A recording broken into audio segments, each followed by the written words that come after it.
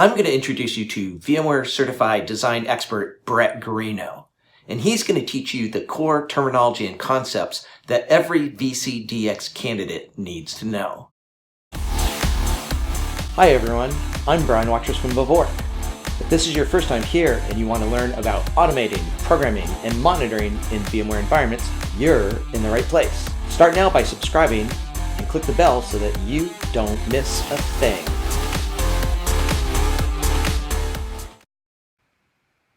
All right, let's get this interview started. It's my honor and privilege to introduce Brett Guarino. Brett, say hi to everyone. Hi everyone, thanks for having me, Brian. So I've got Brett here for this series of interviews to talk about VCDX certification. But before we jump into that, let's just spend a few moments getting to know a bit about Brett. Brett, you're a VCI. What's a VCI? VMware Certified Instructor.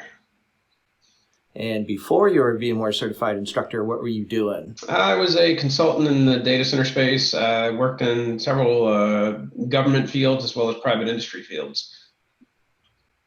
Gotcha. And now that you are an instructor, what kinds of classes are you teaching?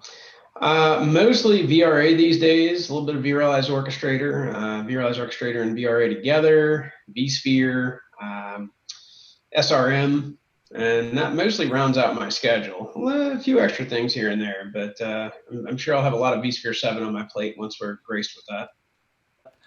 Well, in addition to being a VCI, you are a VCDX, specifically VCDX in which track? Data center virtualization. I'm VCDX 256.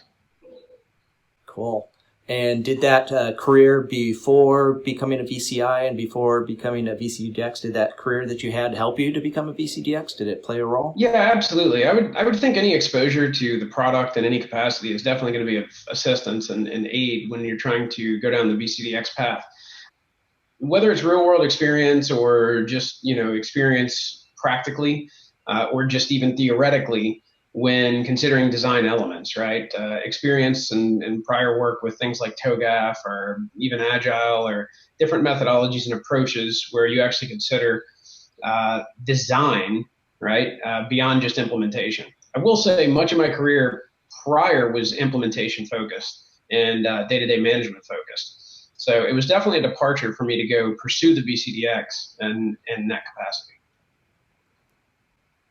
Did any of your customer work find its way into your VCDX design? Yeah, absolutely. I had a customer environment that I had architected and implemented and brought to life and subsequently managed for a period of time where that was effectively my VCDX design. And much of it became fictional, where I was trying to kind of massage reality into what I thought the VCDX was expecting of a candidate, which in hindsight probably wasn't the best idea.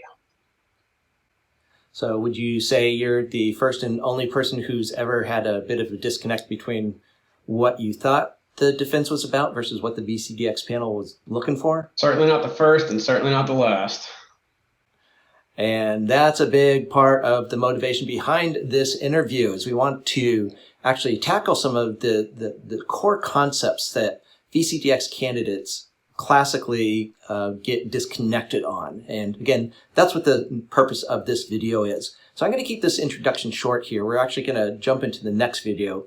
And in that video, we're going to start tackling those core concepts.